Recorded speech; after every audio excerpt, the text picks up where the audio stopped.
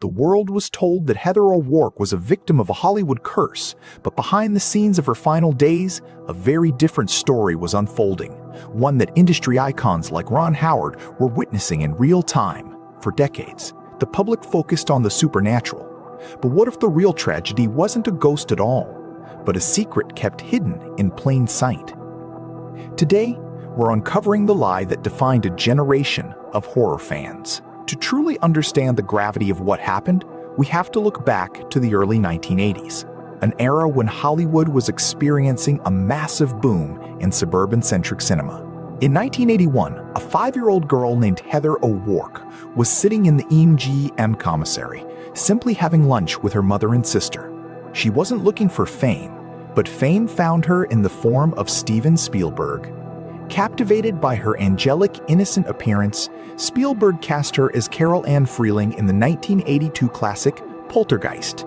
Her line, "They're here," delivered with a chillingly sweet, wide-eyed look at a static television screen, instantly cemented her place in cinematic history. The film was a massive blockbuster, generating millions in revenue and establishing Heather as one of the most bankable child stars in the world. But with that immense fame came a dark mythos that would overshadow her life and legacy for the next 40 years. As the years went on, a series of untimely deaths among the cast and crew of the Poltergeist franchise gave birth to the infamous Poltergeist curse. Dominique Dunne, who played the older sister Dana, was tragically murdered by her abusive ex-boyfriend shortly after the first film's release. Julian Beck, who played the terrifying Kane in the sequel, succumbed to stomach cancer. Will Sampson, who played the Native American shaman, died after a heart transplant. When Heather herself passed away in February 1988 at the tender age of 12, the media went into overdrive. The narrative was perfect for the tabloids. A supernatural curse had claimed the innocent face of the franchise. It was a story built on sensationalism, designed to sell magazines and keep the mystery alive. But behind the curtain, away from the gossip columns, people who actually worked with Heather were watching a far more devastating, grounded tragedy unfold. One driven not by spirits, but by human error and the relentless demands of a multi-million-dollar industry. This is where the connection to figures like Ron Howard and Henry Winkler becomes critical. While Heather is best remembered for her horror roles, she was also an incredibly hardworking television actress. In 1982 and 1983, she landed the recurring role of Heather Pfister on the legendary sitcom Happy Days.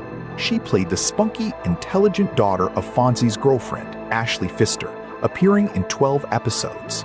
Even though Ron Howard had transitioned away from his starring role as Richie Cunningham to establish himself as a premier Hollywood director, he remained deeply integrated into the Happy Days family. He, along with Henry Winkler, spent significant time on those sets and saw firsthand the grueling, exhausting schedules imposed on young child performers.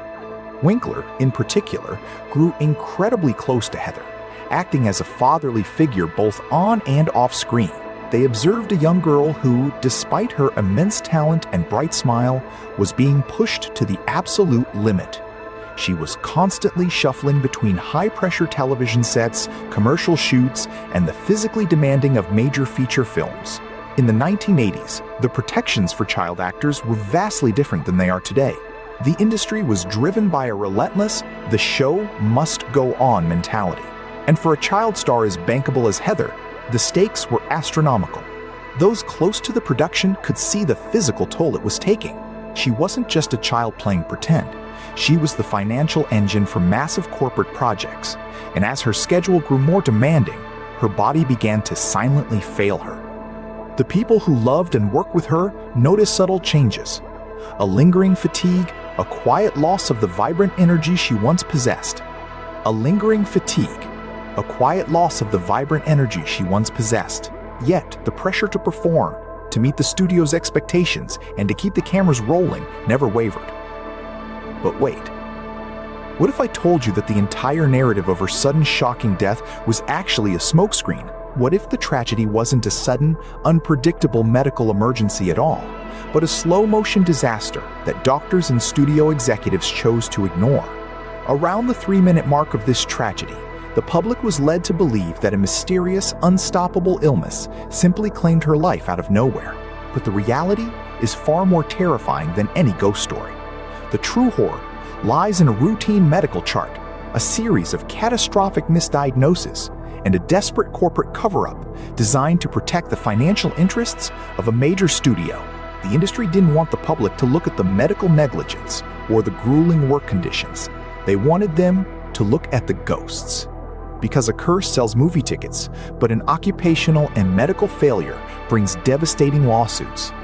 Let's dismantle the timeline of what actually happened in her final months.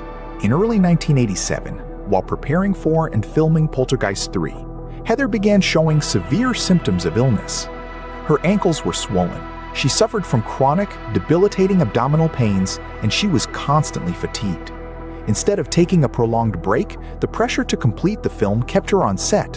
When she was finally taken to doctors at Kaiser Permanente, she was misdiagnosed with Crohn's disease. To treat this supposed chronic inflammation, doctors put her on heavy, experimental doses of cortisone injections.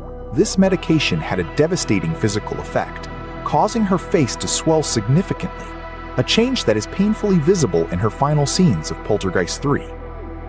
But here is the absolute tragedy of that diagnosis. Heather did not have Crohn's disease. She had congenital stenosis of the intestine. This was a physical, congenital narrowing of her small bowel that she had been carrying since birth. It was a mechanical blockage, not an inflammatory disease. Because the doctors treated her for inflammation instead of identifying the physical obstruction, the blockage remained untreated, slowly building pressure within her digestive tract.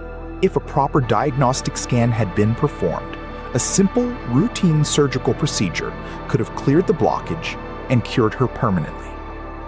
Instead, she was kept on heavy medication, her body fighting a losing battle while she was expected to maintain the appearance of a healthy, energetic child star. On January 31st, 1988, Heather began exhibiting severe flu-like symptoms. She was unable to keep food down, and her physical condition deteriorated rapidly overnight. By the morning of February 1st, her hands and feet were cold and blue. As her mother frantically called for an ambulance, Heather collapsed. She suffered a massive cardiac arrest in the ambulance on the way to the hospital. Though paramedics managed to resuscitate her, her body was already in advanced septic shock. The untreated bowel obstruction had finally ruptured, releasing highly toxic waste directly into her bloodstream. She was airlifted to Children's Hospital in San Diego, where surgeons performed emergency exploratory surgery to repair the rupture. But the damage was too severe. On the operating table, her heart gave out for a second time. At just 12 years old, Heather O'Rourke was pronounced dead. The fallout was immediate, but the way it was handled by the media and the industry was calculated. Instead of focusing on the glaring medical malpractice, the public was immediately fed the narrative of the curse. It was a perfect corporate distraction.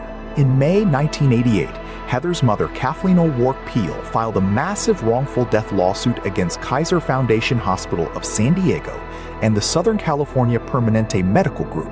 The lawsuit explicitly argued that if the doctors had properly diagnosed the bowel obstruction rather than simply prescribing medication for inflammation, a basic surgical intervention would have saved her life.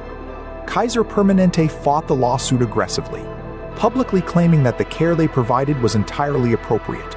Eventually, the case was settled out of court for an undisclosed sum, effectively keeping the grueling details of her medical neglect out of the public record. This pattern of deflection is not unique to Heather's case. If we look at the broader history of child stars in the 1980s, we see a systemic vulnerability. Look at Anissa Jones, the young star of Family Affair, who died of an overdose at 18, or Dana Plato from Deferred. Dorness Plato from Deferred Strokes, whose life was derailed by the intense pressures of early fame. The industry created an environment where children were treated as commodities, their physical and mental well-being secondary to the completion of the project. In Heather's case, the Poltergeist curse became a convenient narrative buffer. It took the focus off the corporate machinery, the director Gary Sherman's grueling production schedule for Poltergeist 3, and the severe medical failures of her physicians, and placed it into the realm of the supernatural. It was easier for the public to believe in ghosts than to confront the cold, clinical reality of medical negligence and industry apathy.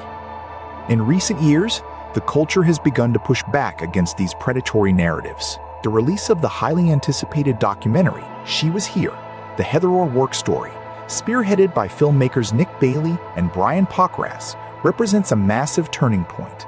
Featuring intimate interviews with her mother Kathleen, her sister Tammy, and co-stars like Craig T. Nelson and JoBeth Williams, the documentary actively strips away the sensationalized curse myths. It reveals the vibrant, kind-hearted girl behind the iconic role and exposes how the media exploited her death to feed a morbid public appetite. It directly challenges the predatory YouTube clickbait culture that has persisted for years. Videos with titles like Henry Winkler confirms what really happened or Ron Howard finally breaks silence, which use sensationalized thumbnails and wild conspiracies to generate views while completely ignoring the documented medical facts. The real lie of Heather O'Rourke's story isn't that a ghost followed her off the set of Poltergeist. The lie is that her death was an unavoidable tragedy, an act of God, or the result of a supernatural curse.